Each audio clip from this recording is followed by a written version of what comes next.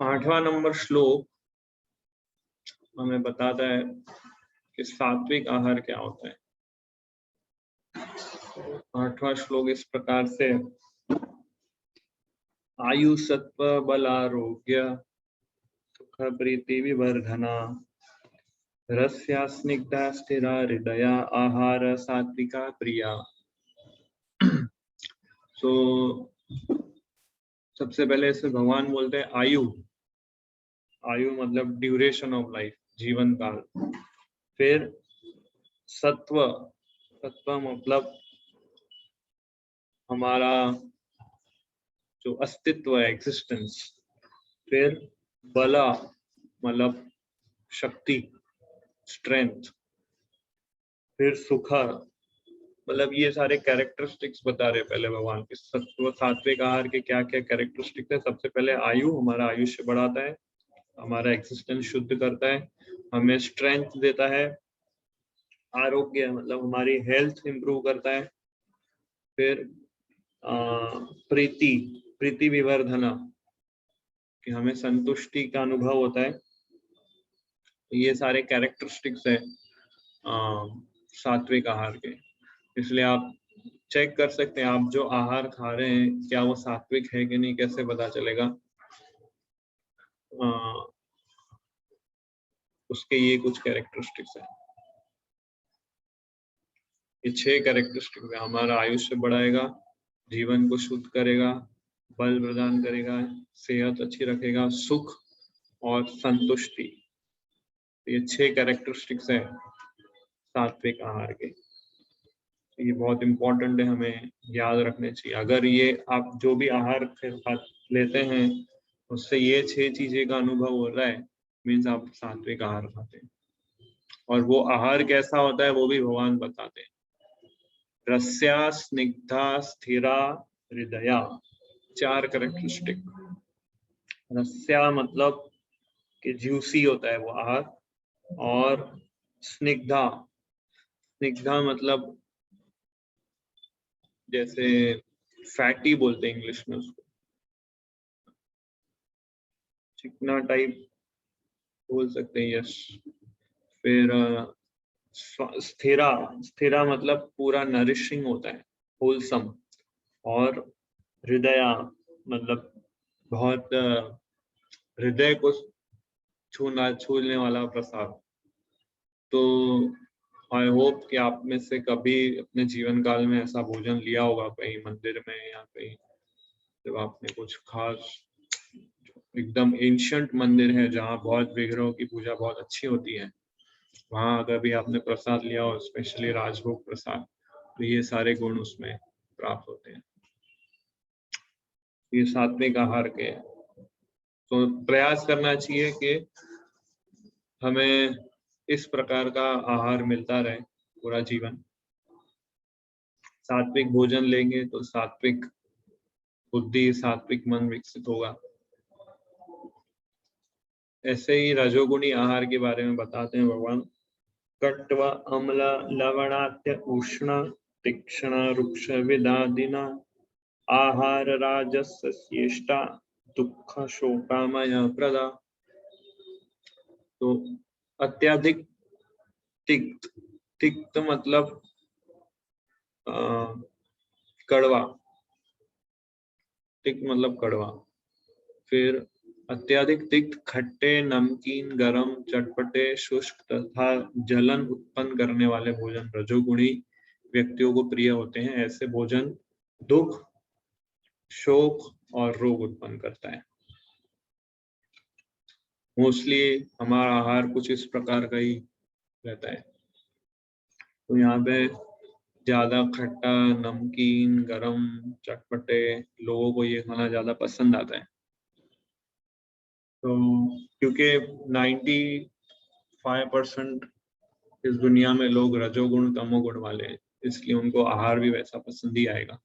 रजोगुण तमोगुण वालों को सात्विक आहार इतना पसंद नहीं आता है।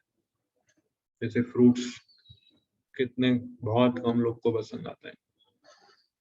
तो क्योंकि सबका रजोगुणी माइंड है, मन और इंद्रियां रजोगुण भरा है, इसलिए सात्विक आहार उनको अच्छा नहीं लगता है, इसलिए राजसिक आहार है उनके लिए। तो ये आहार लेने से क्या होता है, दुख, शोक और रोग उत्पन्न होता है। तो दुख मतलब खाते समय उसको दुख रहता है जो भी आहार वो खाएगा। और शोक मतलब क्या, कि खाने के बाद उसको हमेशा ये फील होगा मैंने इतना सारा क्यों खा लिया। वैसे कभी कभी हमें रहता है ना, अरे बहुत खा लिया, बहुत खा लिया। ये शोक जो होता है मीन्स हमने रजोगुण आहार लिया है। और रोग उसके बाद होता है, ये खाने के बाद फिर ज्यादा खाओगे तो रोग होगा ही होगा। तो इसलिए जब कभी भी खाने के बाद आपको लगे बहुत खा लिया मैंने, या दुख हो रहा है, या आपको नींद आ रही है, तो वो राजसिक आहार आपने खाया। राजसिक आहार खाने से कभी भी हम सत्वगुण में रह नहीं सकते, और सत्वगुण में जब तक हम नहीं रहेंगे, मन और इंद्रियों पे संयम हम नहीं कर पाएंगे। तो इसलिए ये डिस्क्रिप्शन देते हैं भगवान इसमें। तीसरा है तामसिक आहार के बारे में भगवान बताते हैं। यतायामं गतं रसं पूति पर्युषितं च यत् उच्छिष्टम् अपि चामेध्यं भोजनं तामसा प्रियम्।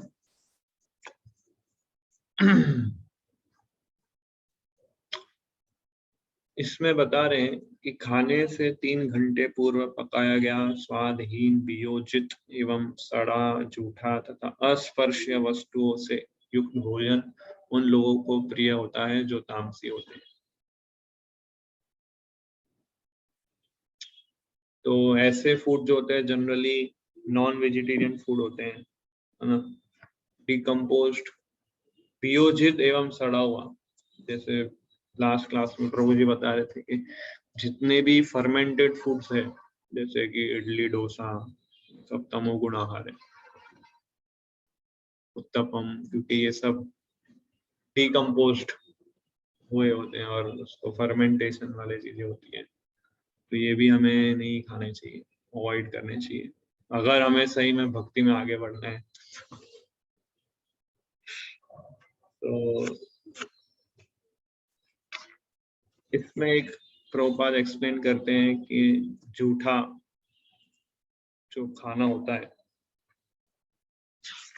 तो हिंदी में उच्चिष्टम, तो जनरली हमें भगवान का उच्चिष्ट लेना चाहिए या किसी हमारे गुरुजनों का उच्चिष्ट लेना चाहिए या महान भक्तों का उच्चिष्ट लेना चाहिए।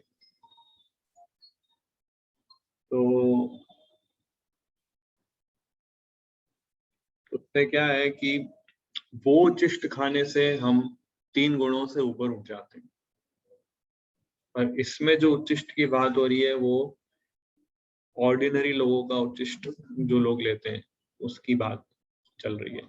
बट एक्चुअल में हमें वही चीज का उच्चिष्ट लेना चाहिए, पर किसका, भगवान का, उनके शुद्ध भक्तों का और हमारे गुरुओं का। वो लेने से हमारी भक्ति में प्रगति होती है और हमारा मन, हृदय, इंद्रियां संतुष्ट रहती है। तो इसके बारे में प्रभुपाद लिखते हैं परपोर्ट में।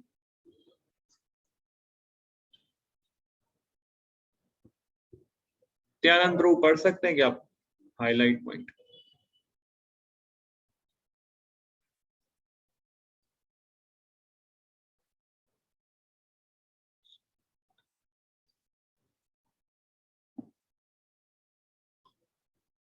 केयूर प्रभु? यस प्रभु जी। हाँ, उच्चिष्ट उच्चिष्ट झूठा भोजन उसी अवस्था में किया जा सकता है जब वह उस भोजन का एक अंश हो जो भगवान को अर्पित किया जा चुका हो, या कोई साधु पुरुष विशेष रूप से गुरु द्वारा ग्रहण किया जा चुका हो। अन्यथा ऐसा झूठा भोजन तामसी होता है और वह संदूषण या रोग को बढ़ाने वाला होता है। नहीं तो ऐसा झूठा भोजन तामसी होता है और रोग बढ़ाता है। किस पढ़ी आगे ये नेक्स्ट?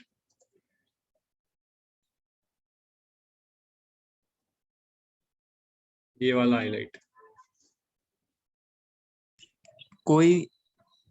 कोई भी भोजन जो शास्त्रीय ढंग से तैयार किया जाता है और भगवान को अर्पित किया जाता है, ग्रहण किया जा सकता है, भले ही वह कितने ही घंटे पूर्व क्यों न तैयार हुआ हो, क्योंकि ऐसा भोजन दिव्य होता है। तो इसमें भगवान बोलते हैं कि 3 घंटे से अधिक पकाया हुआ भोजन को भोग नहीं लगाना चाहिए, बट भोग लगने के बाद उसको भले ही फिर आप कुछ घंटों बाद खाओ तो भी वो शुद्ध माना जाएगा, क्योंकि वो दिव्य भोजन है। इस प्रकार से इसमें तो इसलिए भक्त जो होता है वो प्रसाद को हमेशा प्रसाद के रूप में देखता है। जगन्नाथपुरी में जो महाप्रसाद मिलता है उसका तो उसकी तो बहुत महिमा है। उसमें तो ये भी कहा गया है कि वो महाप्रसाद अगर कोई कुत्ता भी खा लेता है तो भी हमें उसे ग्रहण करना चाहिए, तो कभी अशुद्ध नहीं होता है, उसकी पवित्रता उतनी ही मेंटेन रहती है, इतना पावरफुल है वो महाप्रसाद। सो इसलिए भक्त जो होता है वो हमेशा कृतज्ञ रहता है कि उसे जो प्रसाद मिला है वो भगवान की कृपा से ही मिला है। और जो भी भोजन मिलता है, वैसे भी भगवान ही हमें भोजन देते हैं। जो कोई भी ये सारे जो अनाज है, वनस्पतियां, ये सब हम लोग खुद नहीं बना सकते, प्रकृति द्वारा भगवान इसको आयोजित करते हैं और हम सबको देते हैं। तो ये आहार के ऊपर भगवान बताते हैं। अब यज्ञ के ऊपर भगवान बताएंगे। तो 3 यज्ञ भी 3 गुणों के आधार पे होते हैं, सात्विक, रासिक, तामसिक। तो सात्विक यज्ञ कैसा होता है बताते हैं इसमें।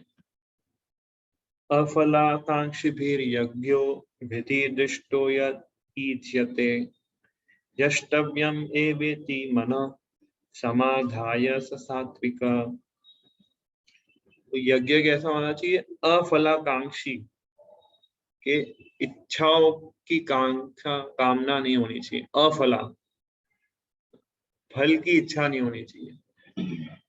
अफलाकांक्षी मतलब फल की, अफल मतलब फल की इच्छा नहीं होनी चाहिए। फिर विधि दिष्टो मतलब शास्त्रों की विधियों के अनुसार वो यज्ञ किया जाता हो।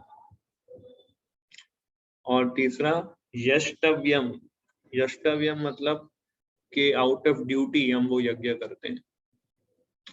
तो ये 3 कैरेक्टरिस्टिक है। समाधाय स सात्विकम, ऐसे यज्ञ को सात्विक यज्ञ कहा गया है। यज्ञों में वही यज्ञ सात्विक होता है जो शास्त्र के निर्देश अनुसार कर्तव्य समझकर उन लोगों के द्वारा किया जाता है जो फल की इच्छा नहीं रखते। तो 3 कैरेक्टरिस्टिक्स बताइए।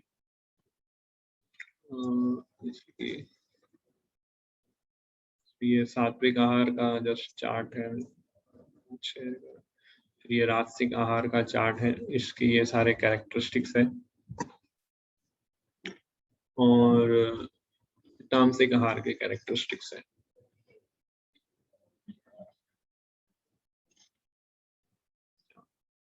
तो सात्विक यज्ञ शास्त्रों के आधार पर, जैसे कि इसमें देख रहे हैं चार्ट में, शास्त्रों के आधार पर होता है, perform as a matter of duty. और तीसरा फल की इच्छा नहीं होनी चाहिए। तो शास्त्रों के आधार पर का अर्थ है कि मेंटल स्पेकुलेशन, मतलब अपने तर्क वितर्क से कोई यज्ञ नहीं करे। यज्ञ मतलब क्या, जैसे कि पिछले क्लासेस में हमने बताया, यज्ञ मतलब वो सारे एक्टिविटीज जिससे भगवान प्रसन्न होते हैं। और कलयुग का जो सबसे सर्वश्रेष्ठ यज्ञ है वो ये हरे कृष्णा मंत्र का कीर्तन या जप। तो ये शास्त्रों के आधार पर है। और प्रभुपाद परपोर्ट में अच्छा पॉइंट लिखते हैं कि जो आउट ऑफ ड्यूटी हमें इस यज्ञ को करना चाहिए। यस प्रभु, केवल प्रभु पढ़ सकते हैं हाईलाइट पॉइंट। यस प्रभु। उदाहरणार्थ मंदिरों या गिरिजाघरों में मनाए जाने वाले अनुष्ठान सामान्यतया भौतिक लाभ को दृष्टि में रखकर किए जाते हैं, लेकिन यह सतोगुण में नहीं है। मनुष्य को चाहिए कि वह कर्तव्य मानकर मंदिर या गिरिजाघर में जाए, भगवान को नमस्कार करे और फूल तथा प्रसाद चढ़ाए।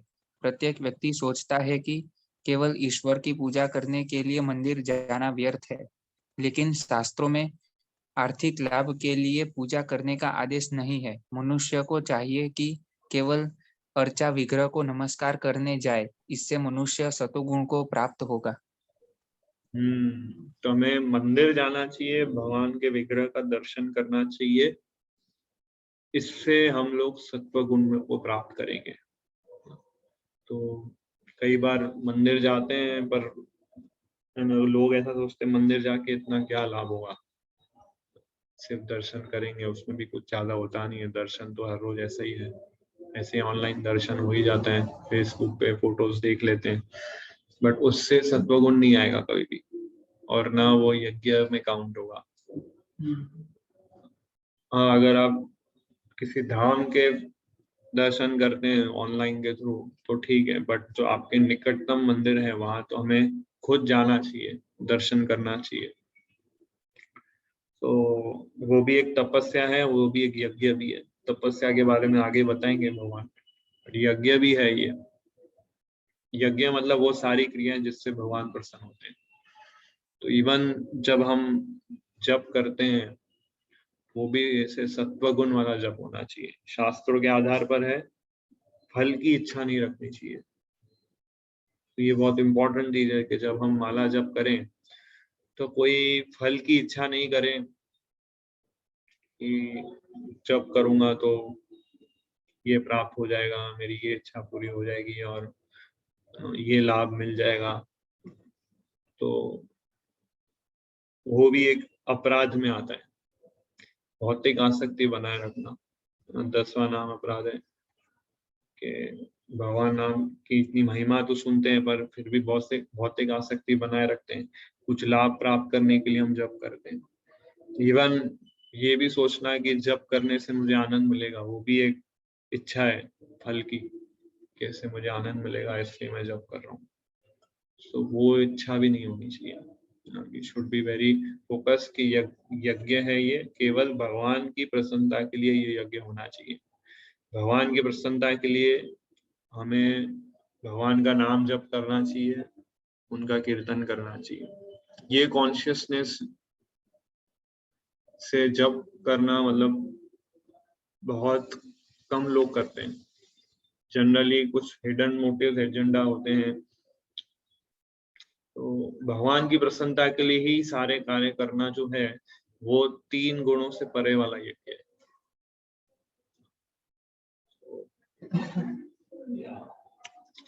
नेक्स्ट भगवान एक्सप्लेन करते हैं राजसिक यज्ञ क्या है। अभिसंधाय तु फलम दंभार्थम अपि चैव यत् ईज्यते भरत श्रेष्ठ तम यज्ञम विधि राजसम। अभिसंधाय तु फलम मतलब फल की इच्छा रखना, अभिसंधाय मतलब इच्छा, फल की इच्छा रखना।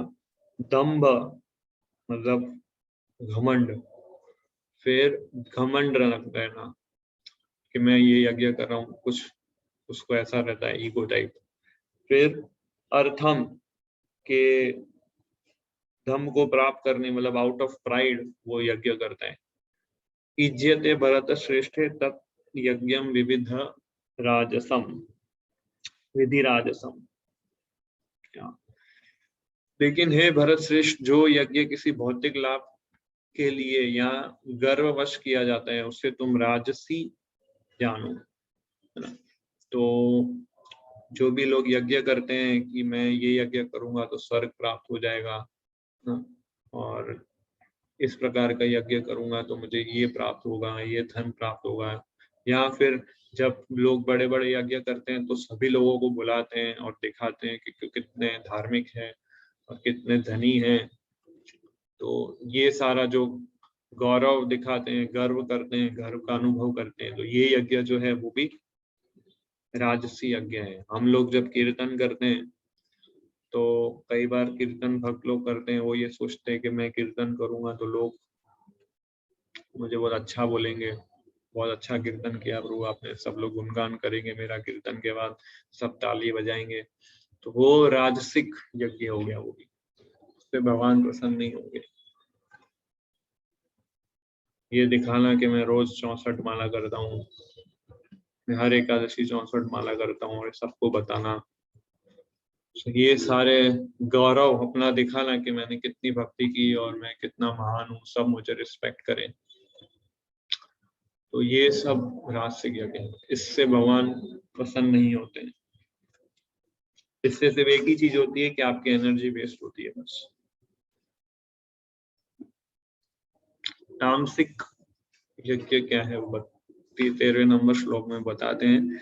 विधिहीनम असृष्टानाम मंत्रहीनम अदक्षिणम श्रद्धा विरहितम यज्ञम तामसम परिचक्षते। विधिहीनम के शास्त्रों की विधियों के को उल्लंघन करते हुए, है ना, विधिहीनम असृष्टानम के अन्नम मतलब प्रसाद, असृष्टान्नम मतलब प्रसाद को वितरण किए बिना। जनरली जब इस्कॉन मंदिर में ये ऐसा नियम होता है कि जब भी कोई भी प्रोग्राम हो एंड में प्रसाद होता ही है। प्रसाद के बिना यज्ञ जो है अधूरा है और वो तामसिक है। बट इसमें ये लिखा है कि प्रसाद के वितरण किए बिना कोई भी यज्ञ करो तो मीन्स वो तामसिक है। तो अशिष्टान्नम, मंत्रहीनम, कोई भी मंत्रों का उच्चारण नहीं हो रहा हो जहां। फिर अदक्षिणम, दक्षिणा नहीं दी जाती हो, क्योंकि जब भी यज्ञ करते हैं तो जो भी ब्राह्मण लोग होते हैं उनको दक्षिणा दी जाती है, तो अदक्षिणम। फिर श्रद्धा विरहितम, श्रद्धा विरहितम मतलब बिना श्रद्धा से किया गया हुआ यज्ञ। श्रद्धा विरहितम यज्ञम तामसम परिचक्षते, ऐसे यज्ञ को तामसिक कहा जाता है। सो जो यज्ञ शास्त्र के निर्देशों की अवहेलना करके प्रसाद वितरण किए बिना, वैदिक मंत्रों का उच्चारण किए बिना, पुरोहितों को दक्षिणा दिए बिना, श्रद्धा के बिना संपन्न किया जाता है, वो तामसी माना जाता है। तो कुछ प्रभुपाद कहते हैं कि जो कुछ लोग हैं जो देवी देवताओं के लिए यज्ञ करते हैं और फिर पैसा को खर्च करते हैं, शास्त्रों को फॉलो नहीं करते हैं, ऐसे यज्ञ जेन्युइन नहीं है और मनोरंजन के लिए वो लोग करते हैं, तो वो तामसिक यज्ञ है। तो इसलिए इसमें जो प्रसाद वितरण किए बिना, तो ये बहुत इंपॉर्टेंट कंसेप्ट है। सो आज ये ऑनलाइन माहौल में हम लोग प्रोग्राम तो करते हैं पर प्रसाद डिस्ट्रीब्यूट नहीं कर पाते हैं। ऑनलाइन कीर्तन होता है, ऑनलाइन लेक्चर, ऑनलाइन कथा, पर ऑनलाइन प्रसाद नहीं हो सकता कभी भी। और आगे शायद ऐसी कोई टेक्नोलॉजी आएगी नहीं आएगी बताएंगे जो ऑनलाइन प्रसाद। तो इसलिए ये सारे इनकम्प्लीट यज्ञ है, प्रसाद वितरण होना चाहिए, तो इसलिए ऑफलाइन प्रोग्राम्स होने चाहिए ना, तो सारे इनकम्प्लीट यहाँ।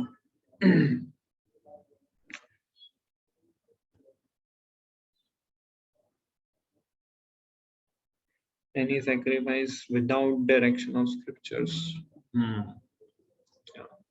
So next भगवान अभी तपस्या के बारे में बताएंगे। So इसका मैं चार्ट आपको बता दूं। Passion, the mode of ignorance, Prasad distribution किए बिना, फिर मंत्रों का उच्चारण किए बिना, दक्षिणा दिए बिना, श्रद्धा रखे बिना, शास्त्रों का नियम पालन किए बिना, तो ये तमोगुणी यज्ञ के कुछ पॉइंट्स हैं। और ये राजसिक यज्ञ का ये है कि कोई भौतिक लाभ प्राप्त करने के लिए और दम्बार्थकम, प्राइड के लिए। अब तपस्या के बारे में बताएंगे भगवान। तपस्या सात्विक, राजसिक, तामसिक होती है, पर उसमें भी कैसा है पहले भगवान एक्सप्लेन करेंगे कि शरीर की तपस्या भी होती है, हमारे वाणी की तपस्या भी होती है और हमारे मन की भी तपस्या होती है।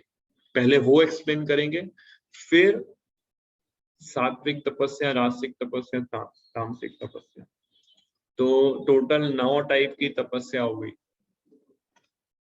बॉडी के सत्व रजो तमो, फिर वाणी के सत्व रजो तमो और मन के सत्व रजो तमो। इस प्रकार के 9 प्रकार की तपस्या भगवान एक्सप्लेन करेंगे। तो सबसे पहले शरीर की तपस्या क्या है भगवान वो बताते हैं। तो ये तपस्या वाला जो सेक्शन है इस अध्याय में बहुत बहुत बहुत इम्पोर्टेंट है, स्पेशली डिवोटीज के लिए, जिसमें भगवान बहुत खास उपदेश देते हैं हमें कि तपस्या करना एक तो बहुत जरूरी है। तो तपस्या का अर्थ क्या है? तपस्या का अर्थ है कि वो सारे वॉलेंट्रीली सारे कष्ट उठाना भक्ति में आगे बढ़ने के लिए, आध्यात्मिकता में आगे बढ़ने के लिए, या भगवान को प्रसन्न करने के लिए वो सारे जो इनकन्वीनियंसेस जो होती है वो उठाना, तो तपस्या बोलते हैं। प्रभुपाद का एक कोट है जो मैं आप लोगों के साथ शेयर करता हूँ।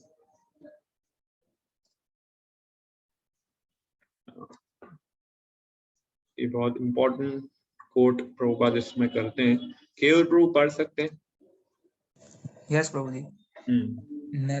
Nothing is possible without tapasya. Lord Brahma, however, was empowered to create this entire universe because of his austerities. The more we engage in austerities, the more we become powerful by the grace of the Lord. Therefore, Rishabdeva advised his sons Tapodivyam Putraka yena sattvam shuddhayet. One should engage in penance and austerity to attain the divine position of devotional service. By such activity, one's heart is purified. In our material existence, we are impure and therefore we cannot do anything wonderful. But if we purify our existence by tapasya, we can do wonderful things by the grace of the Lord. तपस्या कितना important है, कुछ भी possible नहीं है तपस्या के बिना। इवन भौतिक संसार में भी आपको कुछ प्राप्त करना है तो तपस्या करनी होती है। अगर आपको आईआईटी में एडमिशन चाहिए तो 9th स्टैंडर्ड से ही विद्यार्थी लोग तपस्या में लग जाते हैं, सुबह से लेके रात तक पढ़ाई। तो वो एक बड़ा इंस्टीट्यूट था जहाँ जो आईआईएम और आईआईटी में एडमिशन दिलाने के लिए ऐसा कोचिंग क्लास स्टार्ट किया था। तो उसने एडवर्टाइजमेंट अपना लगाया था बिल बोर्ड पे, और उस एडवर्टाइजमेंट में अपने कोचिंग का नाम और आईआईटी और आईआईएम में आपको एडमिशन चाहिए तो नीचे लिखा था लग जाओ तपस्या में, ऐसा लिखा था उसने। और फिर ऐसा एक योगी बैठा था हिमालय पे और वो तपस्या कर रहा है, ऐसा एडवर्टाइजमेंट मैंने देखा था। तो भौतिक संसार में भी आपको कुछ प्राप्त करना है तो तपस्या जरूरी है। इवन ब्रह्मा जी ने भी जब ये पूरा क्रिएशन, पूरे ब्रह्मांड जो बनाया था वो तपस्या के आधार पे ही बनाया था। तपा ऐसा इनको सुनाई दिया ब्रह्मा जी को। तपस्या एक आधार है जिसपे हमारी भक्ति टिकी, एक फाउंडेशन, एक पिलर है हमारी भक्ति का, है तपस्या। जितना हम ज्यादा तपस्या करेंगे उतनी ज्यादा हम शुद्ध होंगे और उतनी ज्यादा कृपा हमें प्राप्त होगी। तो ही हम कुछ, जैसे प्रभुपाद इसमें लिखते हैं कि अभी हम अशुद्ध है इसलिए हम कोई अच्छा कार्य नहीं कर रहे हैं, पर तपस्या करने से हम शुद्ध होते हैं और हम कुछ वंडरफुल थिंग्स करते हैं भगवान की कृपा से। सो इसलिए तपस्या बहुत जरूरी है, और इसलिए भगवान इसमें बताएंगे अभी 3 प्रकार की तपस्या है, काया, वाचा और मनसा। 3 प्रकार की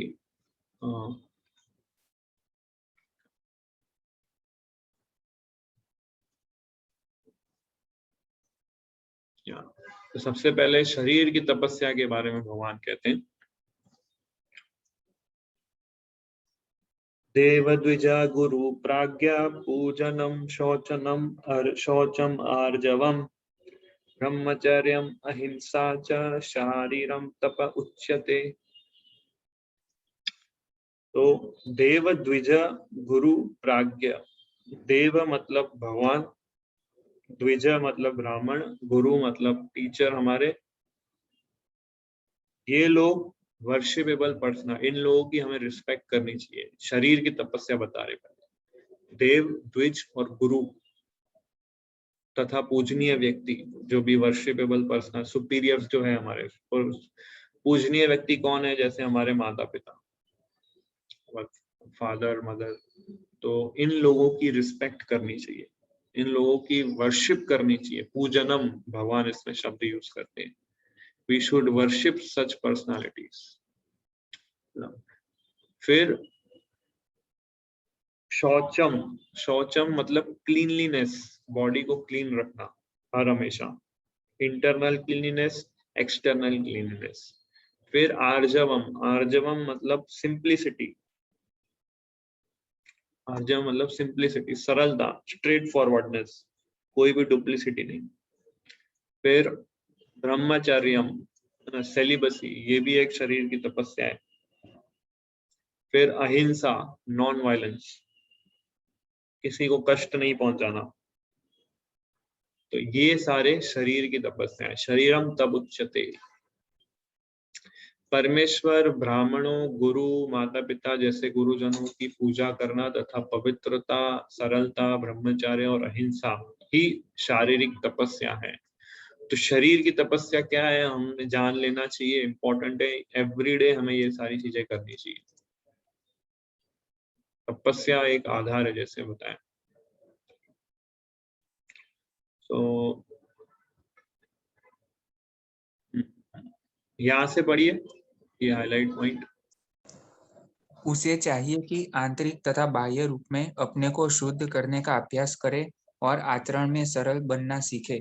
वह कोई ऐसा कार्य न करे जो शास्त्र सम्मत न हो। वह वैवाहिक जीवन के अतिरिक्त मैथुन में रत न हो, क्योंकि शास्त्रों में केवल विवाह में ही मैथुन की अनुमति है, अन्यथा नहीं। यह ब्रह्मचर्य कहलाता है। ये सब शारीरिक तपस्याएं है। तो ये सारे शरीर की तपस्या हमें करनी चाहिए, वेरी इंपॉर्टेंट। नेक्स्ट भगवान बताएंगे हमारे वाणी की तपस्या क्या है। स्पीच, स्पीच में बोलते हैं अनुद्वेगकरं वाक्यं सत्यं प्रियहितं च यत् स्वाध्यायाभ्यसनं चैव वाङ्मयं तप उच्यते। अनुद्वेगकरम, उद्वेग मतलब एजिटेट करना, अनुद्वेग मतलब बिना एजिटेट किए हुए वाक्य हमें बोलने चाहिए। अनुद्वेगकरम वाक्यम, हमारे वाक्य कैसे होना चाहिए, लोगों को डिस्टर्ब नहीं करे। फिर सत्यम, सत्य बोलना चाहिए। प्रिय हितम, लोग उसके लाभ के लिए बोलना चाहिए, प्रिय हितम। फिर प्रिय हितम चयत स्वाध्याय अभ्यासम चैव, शास्त्रों, शास्त्रों के मंत्रों का उच्चारण कर देना चाहिए, वैदिक लिटरेचर को रिसाइट कर देना चाहिए। वानम मयम तप उच्यते, ये वाणी की तपस्या है। सच्चे, भाने वाले, हितकार तथा अन्यों को शुद्ध न करने वाले वाक्य बोलना और वैदिक साहित्य का नियमित पारायण करना, यही वाणी की तपस्या है। तो हमें इस प्रकार से नहीं बोलना चाहिए जिससे लोगों का मन डिस्टर्ब हो, जिससे लोग डिस्टर्ब हो जाए, इस तरह से हमें नहीं बोलना चाहिए। सत्य बोलना चाहिए और उसको भाई ऐसा बोलना चाहिए। तो ये एक तरह से देखे तो कॉन्ट्राडिक्टरी है, या तो सत्य बोलोगे आप, या उसको जो अच्छा लगे वो बोलोगे आप। पर भगवान बोल रहे हैं हमें दोनों बोलने चाहिए, जो बोले अच्छा बोले और सत्य बोले। तो वो कैसे संभव है, अगर आप कृष्ण कथा करेंगे तो वही कृष्ण कथा परम सत्य है और वही सबको भा सकता है, सबको तृप्त कर सकता है। बट कई बार हम देखते हैं, प्रभुपाद परपोर्ट में एक्सप्लेन करते हैं कि कई बार हम देखते हैं कि जो गुरु होते हैं वो अपने शिष्य को डांटते हैं, तो शिष्य का कभी कई बार मन दुख जाता है। तो वो कैसे समझे हम। इवन कृष्णा भी जब गीता बोलते हैं तो गीता स्टार्ट करने से पहले भगवान जो है अर्जुन को डांटते हैं।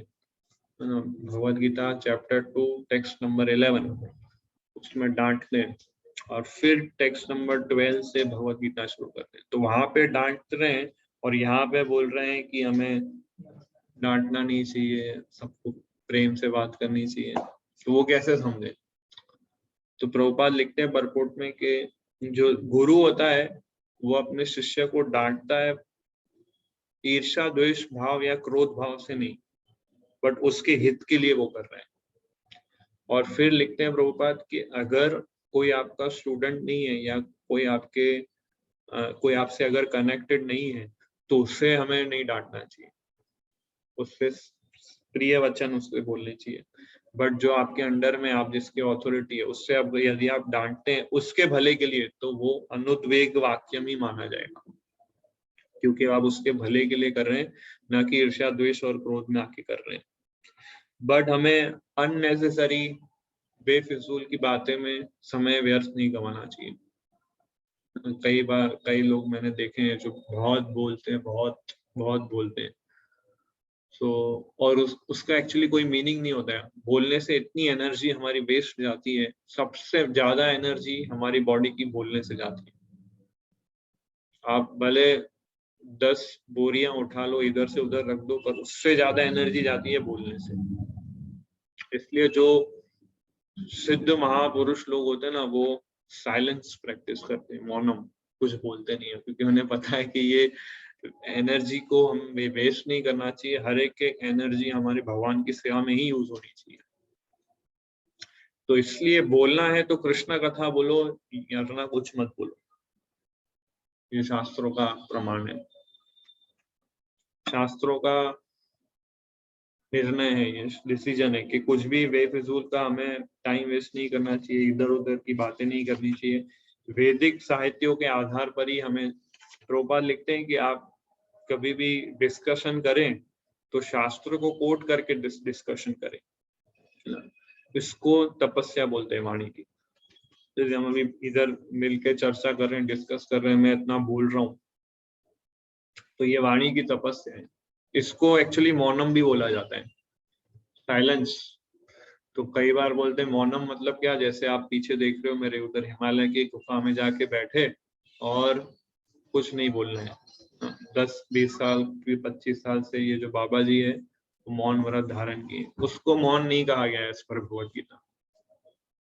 रियल मौनी वो है जो ऐसे हिमालय में बैठा है और भगवत गीता बोल रहा है, भागवतम बोल रहा है। That is real maunam. Yes.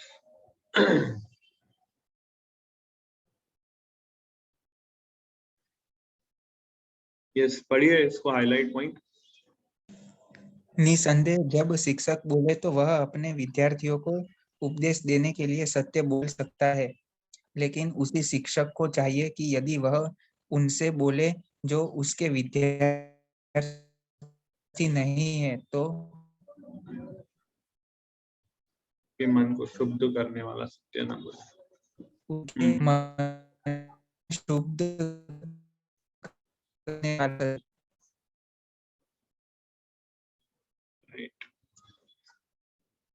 तो ये है वाणी की तपस्या। नेक्स्ट 16 नंबर श्लोक में मन की तपस्या बताते हैं। तो ये बहुत बहुत इंपॉर्टेंट श्लोक है, भगवत गीता का बहुत इंपॉर्टेंट श्लोक है। और मेरा सजेशन ये है कि इस श्लोक का जो तात्पर्य है ना, वो हमें line to line by heart होना चाहिए। इतना इंपॉर्टेंट तात्पर्य लिखते हैं भगवान। सो मन की तपस्या के बारे में भगवान बताते हैं। मन प्रसाद सौम्यत्वम मौनम आत्मा विनिग्रह भाव संशुद्धिर इत्येतत् तपोमानसम उच्यते। तो 5 तपस्या है मन की, है ना। मन प्रसादा मतलब सेटिस्फेक्शन होना चाहिए। फिर सौम्यत्वम, सौम्यत्वम मतलब सिंप्लिसिटी होनी चाहिए, सरलता होनी चाहिए, निष्कपट। तीसरा मौनम, मौनम मतलब गंभीरता, है ना, मतलब इंग्लिश में ग्रेविटी बोला जाता है इसको। फिर आत्म विनिग्रह मतलब सेल्फ कंट्रोल। फिर पांचवा भाव संशुद्धिर मतलब प्योरिफिकेशन, पवित्रता, शुद्धता, जीवन की शुद्धता। तो ये जो है मन की तपस्याएं हैं। तो 5S बोला जाता है, अगर याद करना हो तो S, पहला S मतलब सेटिस्फैक्शन, दूसरा S सिंप्लिसिटी, तीसरा S है साइलेंस, गंभीरता, चौथा S है सेल्फ कंट्रोल, और पांचवा S है सैंक्टिफिकेशन, जीवन की शुद्धि। तो ये 5S जो है वो माइंड की तपस्या है।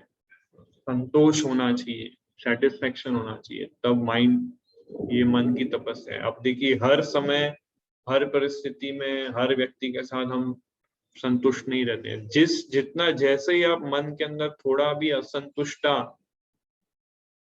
जागृत करते हो, तुरंत आपका मन जो है अशुद्ध हो जाता है। इसलिए हर परिस्थिति में संतुष्ट रहने का प्रयास करना चाहिए हमें। संतुष्टि बहुत जरूरी है और ये सबसे इम्पोर्टेंट तपस्या है माइंड के लिए। हम हर बार असंतुष्ट है, प्रसाद अच्छा नहीं है, रहने का अच्छा नहीं है, इस व्यक्ति से हमें अच्छा नहीं लगता है, ये प्रॉब्लम है, कपड़े अच्छे नहीं है, असंतुष्टि हर जगह हम दिखाते हैं। इसलिए मन इतना अशुद्ध रहता है कि कृष्णा स्मरण नहीं हो पाता है इससे। ये 5 चीजें अगर आप प्रैक्टिस करते हैं, मन की तपस्या करते हैं, इजीली आप ध्यान से पूर्वक ऑटोमेटिक आपका जप होगा, अपने आप आपका कृष्ण स्मरण होगा बिना मेहनत किए। और ये 5 चीजें अगर आप फॉलो करते हैं तो सबसे पहला संतोष, सेटिस्फैक्शन होना चाहिए, सरलता मतलब सिंप्लिसिटी होना चाहिए, अंदर कुछ और बाहर कुछ और, है ना, ये कपट भाव जो है वो नहीं होना चाहिए माइंड के अंदर। तीसरा है गंभीरता। गंभीरता मतलब कि वो जो व्यक्ति है हमेशा सीरियस है अपने सेल्फ रियलाइजेशन को लेके, अपनी भक्ति को लेके बहुत सीरियस है। गंभीरता, अननेसेसरी वो इधर उधर टाइम वेस्ट नहीं करेगा। फिर आत्म संयम, सेल्फ कंट्रोल रहता है, और जीवन की शुद्धि, प्योरिफिकेशन। तो ये प्योरिफिकेशन के बारे में प्रभुपाद इसमें बताएंगे आगे। सो प्योरिफिकेशन मतलब क्या, कि जब आप इंद्रिय तृप्ति वाले कार्यों से अपने मन को अलग करते हैं, उसको आप प्योरिफिकेशन बोलते हैं। मन को इंद्रिय तृप्ति वाले कार्यों से अलग करते हैं। प्रभुपाद परपोर्ट में बहुत इंपॉर्टेंट लाइंस बताते हैं, जिसमें ये बोलते हैं कि मन के अंदर संतुष्टता तभी आएगी जब आप मन के अंदर इंद्रिय तृप्ति वाले विचार, मन को इंद्रिय तृप्ति वाले विचार से जब आप अलग करोगे, तभी माइंड के अंदर संतुष्टि आएगी। अभी हम ऐसा सोचते हैं कि मैं इंद्रिय तृप्ति वाले विचार लाऊंगा तो माइंड संतुष्ट हो जाएगा।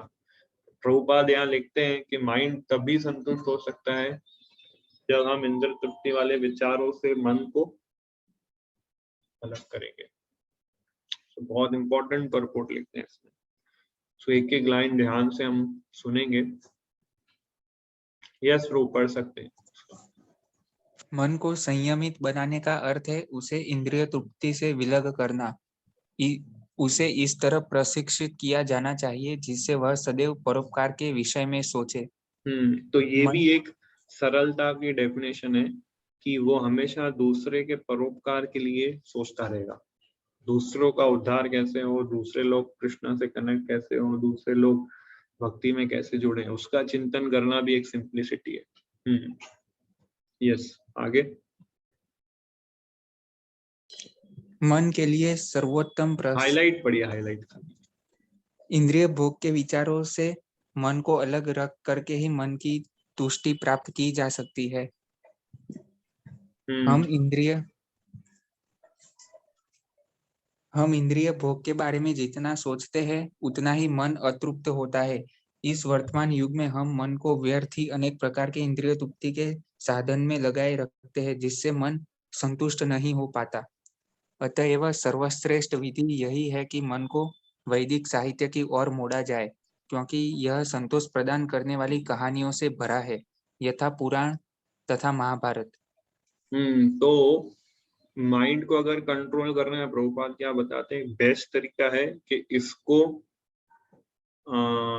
संतोष प्रदान करने वाली कहानियों से भरा हुआ पुराण, जैसे श्रीमद् भागवतम है, भगवत गीता है, महाभारत है, रामायण है, इसमें माइंड को एंगेज करना चाहिए, शास्त्र अध्ययन में एंगेज करना, क्योंकि यहीं से हम अपने मन को इंद्र तृप्ति वाले विचारों से अलग कर सकते हैं। ये सबसे उत्तम तरीका है, सर्वश्रेष्ठ विधि है मन को कंट्रोल करने की, मन को इंद्र तृप्ति विचारों से अलग करने की सबसे सर्वश्रेष्ठ विधि है ये है शास्त्र अध्ययन। फिर आगे, मन को छल कपट से मुक्त होना चाहिए और मनुष्य को सबसे कल्याण के विषय में सोचना चाहिए।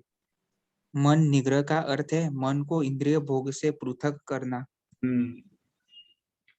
ये सेंस ग्रेटिफिकेशन और कृष्णा कॉन्शियसनेस साथ में नहीं चल सकते कभी भी, भक्ति और इंद्र तृप्ति साथ में नहीं चल सकते कभी भी। तो इसलिए मन की तपस्या बहुत इंपॉर्टेंट है हमारे लिए। ये तपस्या करने से हम कृष्णा स्मरण इजीली कर सकते हैं। तो शरीर की तपस्या बता दी, वाणी की तपस्या बता दी, मन की तपस्या बता दी। अब भगवान एक्सप्लेन करते हैं कि सात्विक, राजसिक, तामसिक तपस्या क्या है। तो सबसे पहले सत्वगुणी तपस्या क्या है। सत्वगुणी तपस्या श्रद्धया परया तप्तम तपस्तत् त्रिविधम नरै अफलाकांक्षिभिर्युक्तै सात्विकीं परिचक्षते, है ना। श्रद्धया मतलब श्रद्धा से जो तपस्या करते हैं, है ना, श्रद्धा से, परया तप्तम, है ना, डिवाइन ऑस्टेरिटी जो श्रद्धा वाली होती है वो, तपस्तत् त्रिविधि नरी मतलब त्रिविधि नरी मतलब 3 प्रकार की जो तपस्या बताई भगवान ने, शरीर से, वाणी से, मन से, ये 3 प्रकार की तपस्या अगर हम श्रद्धा से करते हैं और अफलाकांक्षी वीर, बिना कोई फल की इच्छा किए, ऐसी तपस्या को सात्विक तपस्या बोलते हैं। तो भौतिक लाभ की इच्छा न करने वाले तथा केवल परमेश्वर में प्रवृत्त मनुष्यों द्वारा दिव्य श्रद्धा से संपन्न यह 3 प्रकार की तपस्या सात्विक तपस्या कहलाती है। तो ट्रांसेंडेंटल फेथ होना चाहिए और कोई भौतिक इच्छा की लाभ नहीं होनी चाहिए और भगवान की प्रसन्नता के लिए होनी चाहिए। 3 जो है सात्विक तपस्या है। Done with transcendental faith, not expecting material benefits, only for the sake of supreme. ध्रुव महाराज इस कैटेगरी में आते हैं। हालांकि ध्रुव महाराज ने जब तपस्या शुरू की तो उनके अंदर भौतिक इच्छा थी, बट जब भगवान विष्णु का दर्शन हुआ तो सारी भौतिक इच्छा उनकी समाप्त हो गई। भगवान की उनके ऊपर, उनके हृदय में ट्रांसेंडेंटल फेथ था। किसके ऊपर? नारद मुनि के ऊपर। नारद मुनि ने उनको ऑर्डर दिया था, इंस्ट्रक्शंस दिया था कि मधुवन जाओ, ओम नमो भगवते वासुदेवाय का मंत्र का उच्चारण करो, भगवान के विग्रह का, मट्टी से विग्रह बनाओ, उस पर ध्यान लगाओ। तो ये सब फेथफुली उन्होंने फॉलो किया ध्रुव महाराज ने, बिना, only for the sake of supreme, भगवान की प्रसन्नता के लिए। तो ये तपस्या सात्विक तपस्या मानी जाती है। जो भी हम भी जो तपस्या करते हैं, 4 नियमों का पालन करना, सुबह जल्दी उठना, फिर सारी आरतियां अटेंड करना, श्रवण कीर्तन करना, माला जप करना, ये सब भगवान की प्रसन्नता के लिए होना चाहिए और दिव्य श्रद्धा के साथ करना चाहिए, बिना कोई भौतिक लाभ किए बिना। तो ही ये तपस्या हमारे सात्विक गिनी जाएगी। नहीं तो जनरली हम लोग राजसिक तपस्या करते हैं। राजसिक तपस्या क्या है आगे बताते हैं। सत्कर्मान पूजार्थम तपोदम्बेन चैव यत् क्रियते तत् इह प्रोक्तम राजसम चलम अध्रुवम, है ना। सत्कार प्राप्त करने के लिए, सत्कार, सत्कार, फिर मान मतलब ऑनर, फिर पूजा के लिए हम तपस्या करते हैं। दम्भे न चैव, फिर घमंड दिखाते हैं। क्रियाते तद इह प्रोक्तम राजसम, जो तपस्या दम्भ पूर्वक सम्मान सत्कार पूजा करने के लिए संपन्न की जाती है वह राजसिक कहलाती है। ये ना तो स्थायी होती है ना शाश्वत। अगर हम लोगों को दिखाने के लिए करते तपस्या के, देखो मैं रोज 20 साल से मंगला आरती आ रहा हूँ, रोज मैं 64 माला जप कर रहा हूँ, और सबको बताते हैं, आप ये अपेक्षा करते हैं सब आपको माला पहनाएंगे, आपका नाम अनाउंस करेंगे और आप सब अपना गुणगान करके माइक में बोलोगे। तो ये सारी चीजें जो है राजसिक तपस्या में आती है। और ऐसी तपस्या ना तो स्थायी है ना शाश्वत है, उसको आप कंटिन्यू नहीं कर पाओगे कभी भी लंबे समय तक। तो हिरण्यकशिपु इस कैटेगरी में आते हैं। हिरण्यकशिपु ने तपस्या की थी मान सम्मान प्राप्त करने के लिए, पूरा ब्रह्मांड को प्राप्त करने के लिए, और कंट्रोल करना चाहता था वो चीजों को। तो वो जो है पूजा सत्कार सम्मान दम पूर्वक के लिए जो की जाती है वो सब और राजसिक तपस्या है। मतलब कुछ लोग ऐसे होते हैं कि इंद्रिय तृप्ति प्राप्त करना उनका लक्ष्य होता है, उसके लिए वो इंद्रियों को कंट्रोल करते हैं तपस्या करके। तो तपस्या से पहले इंद्रियों कंट्रोल करते हैं, फिर तपस्या करने से जो उनको फल प्राप्त होता है वो फल प्राप्त करके इंद्रियों से फिर वो कंट्रोल हो जाते हैं। पहले इंद्रिय तृप्ति प्राप्त करने के लिए वो इंद्रियों को कंट्रोल करते हैं, इंद्रिय तृप्ति प्राप्त करने के बाद इंद्रियां उन्हें कंट्रोल करती हैं। इस तरह से उनका पतन हो जाता है फिर। और फिर तमोगुणी तपस्या क्या है? मूढ़ाग्राहेणात्मनो यत् पीड़या क्रियते तपः परस्योत्सादनार्थं वा तत्तामसम् उदाहृतम्। मूर्खतावश आत्म उत्पीड़न के लिए या अन्यों को विनष्ट करने या हानि पहुंचाने के लिए जो तपस्या की जाती है वह तामसी कहलाती है। तो जैसे पिछली बार ने बताया था, वृकासुर जो था तपस्या कर रहा था शिव जी को प्रसन्न करने के लिए, अपने हाथ काट दिया, अपने पैर काट दिया, एंड में वो गला काटने जा रहा था, तब शिव जी आए उनको रोका। तो ऐसे लोग मूर्ख होते हैं और आत्म उत्पीड़न तपस्या करते हैं, मतलब सेल्फ टॉर्चर करते हैं, अपने शरीर को कष्ट पहुंचाते हैं अपने शरीर को, और दूसरों को नुकसान पहुंचाते हैं, खुद को नुकसान पहुंचाते हैं या दूसरों को भी नुकसान पहुंचाते हैं। जैसे वृकासुर था, उसने क्या वरदान मांगा, जिसके ऊपर भी मैं हाथ रखूं भस्म हो जाए।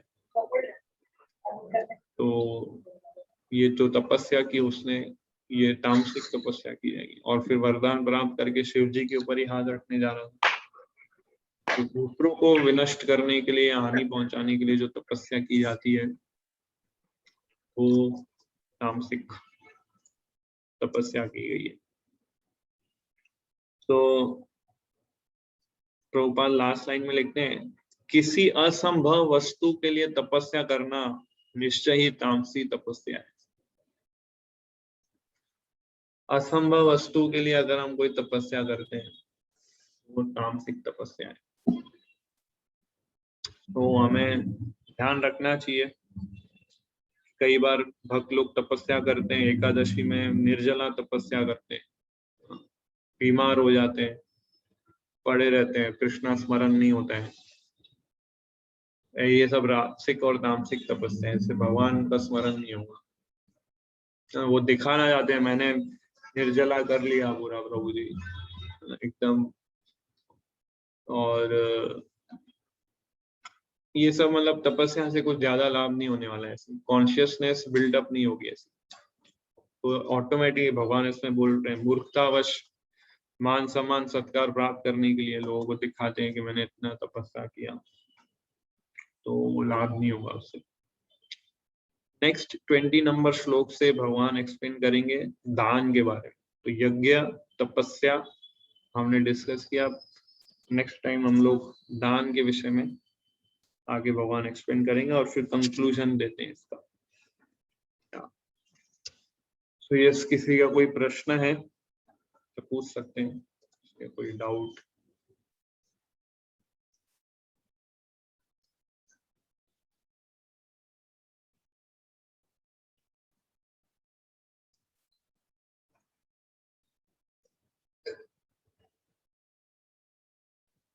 यस खुशबू माता जी।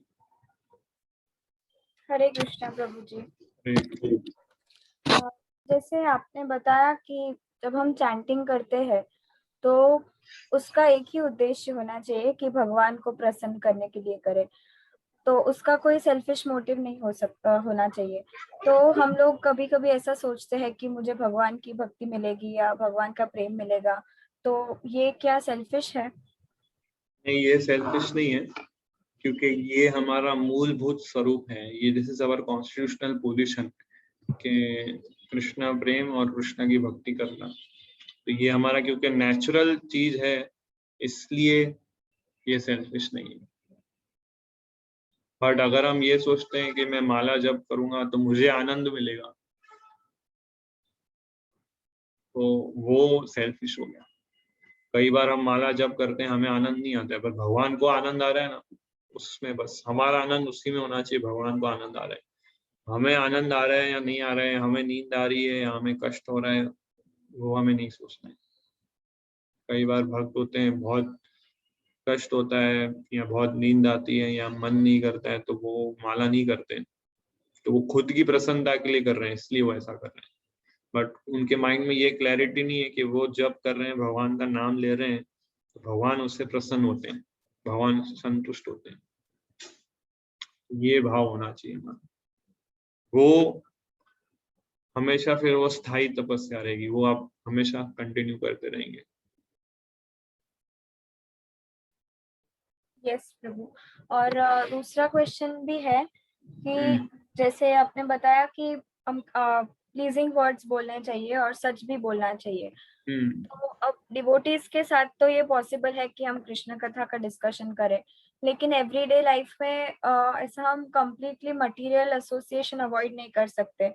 और स्पेशली नॉन डिवोटी फैमिलीज में से जो होते हैं, वो तो उनके फैमिली में भी नॉन डिवोटीज होते हैं, तो उनके सामने जब नॉन डिवोटीज के सामने कृष्ण कथा करते हैं तो उनको भी अनप्लीजिंग ही लगता है। तो इसलिए उनके सामने हमें नहीं करना चाहिए, उनके सामने हमें मौनम रहना चाहिए। क्योंकि हम कृष्णा कथा कर रहे हैं, वो लोग एजिटेट हो रहे हैं, मीन्स हमें कृष्णा कथा नहीं करनी चाहिए। लाइक दैट अल्टीमेटली वो लोग एजिटेट नहीं होने चाहिए। और जो नॉन डिवोटीज हैं, जैसे आपने बताया, non devotee friend circle, non devotee family, उनके साथ हमें उतना ही इंटरेक्शन रखना चाहिए जितना हमारे कार्य की आवश्यकता है। अदरवाइज अननेसेसरी टॉक्स और प्रजल्पा वो सारे हमें अवॉइड करने चाहिए। और दूसरा ये भी ध्यान रखना चाहिए कि वो लोग एजिटेट नहीं हुए।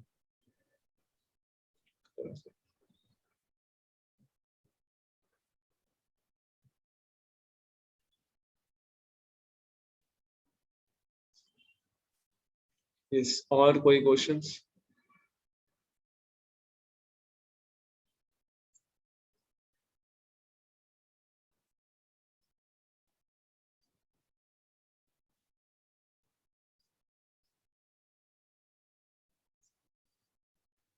यस करण प्रभु। हरे कृष्णा प्रभु जी। मुझे थोड़ा अलग क्वेश्चन है, मतलब तपस्या के बारे में ही था, पर जैसे तपस्या कोई भी चीज अगर मटेरियल हो या स्पिरिचुअल वर्ल्ड में कोई भी तपस्या, मतलब ज्यादातर क्या होता है कि डिटर्मिनेशन इतना स्ट्रांग नहीं होता। जैसे आज डिसाइड किया कि यह करना ही है, तो ज्यादा समय तक वो कर नहीं पाती चीज। इसका कारण क्या है? डिटर्मिनेशन उसका मतलब कैसे वो इम्प्रूव हो? वो मतलब डिटर्मिनेशन आता है चैंटिंग करने से। Okay bro. तो यही एक तरीका है जो हमें शास्त्र में बताया। अगर आप जब अच्छे से करेंगे तो आपका डिटर्मिनेशन बढ़ेगा और ग्रेजुअली। मटेरियल वर्ल्ड के लिए भी वही चैंटिंग ही करना चाहिए ना, उसमें भी मटेरियल वर्ल्ड की तो बात ही नहीं है। बहुत शास्त्र तो मतलब यही बोलते हैं, भौतिक संसार में ज्यादा समय मत लगाओ, भगवान की भक्ति में ज्यादा समय लगाओ। तो भौतिक संसार में डिटर्मिनेशन कैसे प्राप्त करना है, वो तो फिर जिनके पास डिटर्मिनेशन है उनसे जाके आपको थोड़ा कंसल्ट करना चाहिए। आपने डिटर्मिनेशन कैसे आया इतनी इंद्रिय तृप्ति करने का और प्रभु। इतना मेहनत करने का, कहाँ से डिटर्मिनेशन है?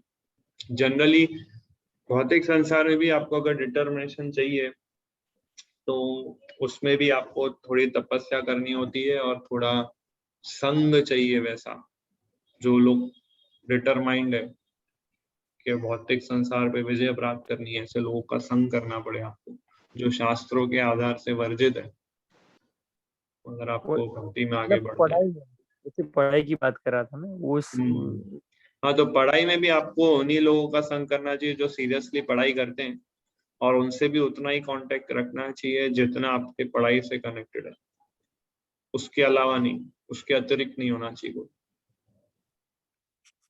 ओके प्रभु, हरे कृष्ण। यस केवल प्रभु।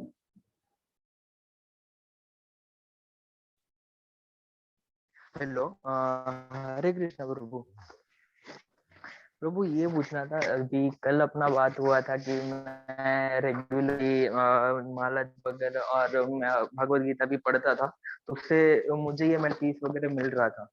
ठीक, तो क्या वो मेरा सेल्फिश नेचर हो जाएगा कि वो प्रभु के लिए ही सेवा होगी? क्या मिल जाएगा आपको भगवत गीता पढ़ने से? वो मेरा सेल्फिश ने हाँ, तो मैंने मतलब मैं आपसे बात कर रहा था ना कि भाई काफी मेंटल पीस वगैरह मिल रहा था, तो कि काफी ऐसे मजा आती है पढ़ने में। तो क्या वो मेरा सेल्फिश नेचर नहीं, हो वो आप जाएगा अभी कि इस मैं पे जाएगा कंटिन्यू कि करो। प्रभु की सेवा ही करूं? आप नहीं, आप कंटिन्यू करो, भगवत गीता पढ़ो, माला जप करो, उससे आपका माइंड कंट्रोल होता है, तो उस वे से आप कंटिन्यू करो, ग्रेजुअली प्योरिफिकेशन होगा आपका, ग्रेजुअली आप और शुद्ध होते जाओगे, फिर भगवान की प्रसन्नता के लिए करो। बिल्कुल। प्रोसेस पावरफुल है बहुत, प्रोसेस फॉलो करते जाएंगे ना हम सिंसियरली, अपने आप हम प्योरीफाई हो जाएंगे। ठीक है प्रभु। यस। और कोई प्रश्न?